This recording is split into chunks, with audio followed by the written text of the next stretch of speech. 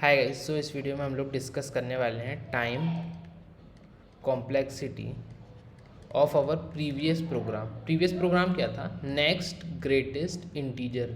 ये हमारा previous programme था।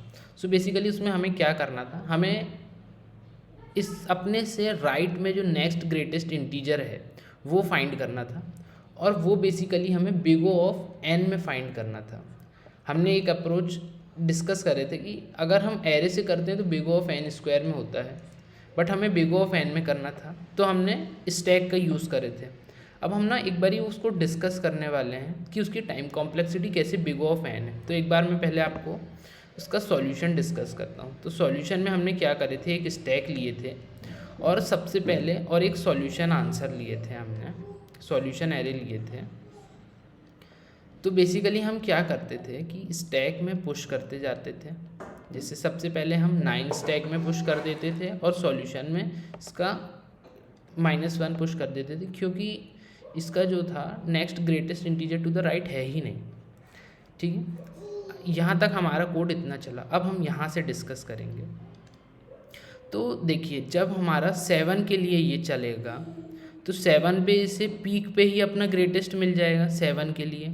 तो ये वाला लूप नहीं चला, ये वाला लूप नहीं चला, तो साइज़ 0 नहीं हुआ। तो हमने सॉल्यूशन ऑफ पीक में 7 डाल दिए और जो हमारा स्टैक में था 7 पुश कर दिए, 7 पुश कर दिए। देखिए आप यहाँ पे 7 पुश करें और हमने यहाँ पर 9 डाल दिए। तो आप सोच रहे होंगे कि फॉर के अंदर वाइल है तो फिर कॉम्प्लेक्सिटी कैसे उसकी बिग ऑफ एन है। तो मैं आपको वही बताना चाह रहा हूँ। अब देखिएगा, ये वाला लूप तो कितनी बार चला? एन टाइम्स चला। फॉर वाला लूप एन टाइम्स।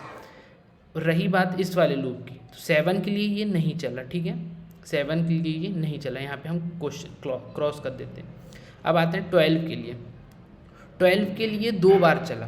12 के लिए कितनी बार चला? 12 के लिए ये चला। इसको मैं यहाँ पर इरेज करता हूँ और यहाँ पर लिखता हूँ 12 के लिए कैसे चलेगा, क्योंकि हमें पीक पर 12 से छोटे एलिमेंट्स दिख रहे हैं, तो ये इसे पॉप करेगा, इसे पॉप करेगा, यहाँ पर आएगा। यहाँ पर देखिएगा कि स्टैक का साइज़ 0 हो गया है, तो सॉल्यूशन में -1 डालेगा 12 के लिए और अपने आप को पुश कर दिया। ठीक है, तो ये वाला लूप कितनी बार चला? 2 बार चला 12 के लिए। अब 10 आया, 10 आया, उसने स्टैक की पीक पर ही उसे अपने से बड़ा मिल गया, तो ये वाला लूप फिर नहीं चला। तो हमने वापस से क्या करे, 10 के लिए 12 सॉल्यूशन में डाले और 10 को पुश कर दिए। तो 10 के लिए भी ये नहीं चला।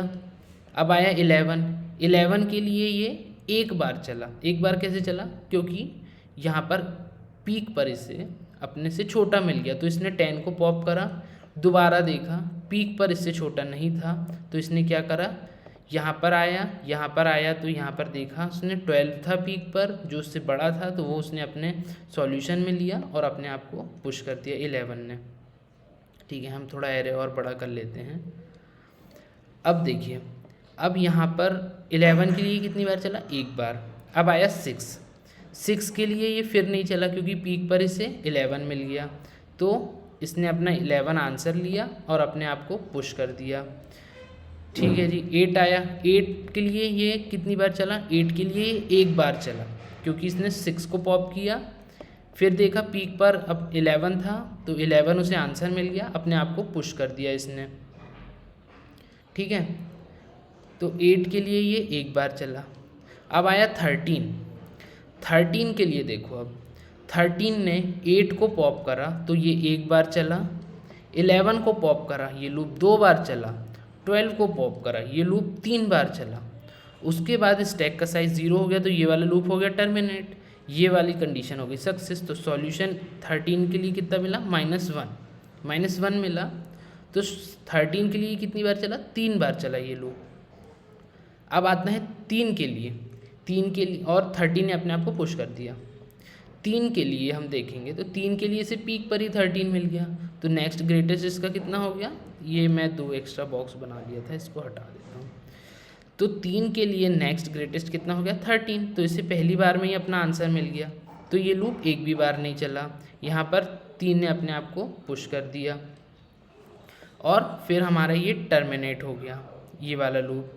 तो अब देखेंगे ये कितनी बार चला, n टाइम्स तो फॉर लूप चला, उसके बाद वाइल कितनी बार चला, 3 + 1 4 5 2 7 + 7, और हमारा n कितना था, n था हमारा 1 2 3 4 5 6 7 8 9।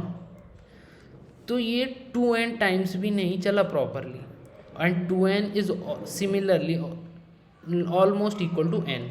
तो इस तरीके से हम स्टैक का यूज़ करके इस प्रॉब्लम को बिग ऑफ n में सॉल्व कर पाए। आई होप आपको समझ में आया होगा। बेसिकली इससे आपको टाइम कॉम्प्लेक्सिटी का भी थोड़ा सा आइडिया लग गया होगा कि कैसे टाइम कॉम्प्लेक्सिटी कैलकुलेट की जाती है। तो इस वीडियो के लिए इतना ही, मिलेंगे नेक्स्ट वीडियो में। इसका हम ना एक अल्टरनेट सॉल्यूशन डिस्कस करेंगे। तो तब तक के लिए थैंक यू।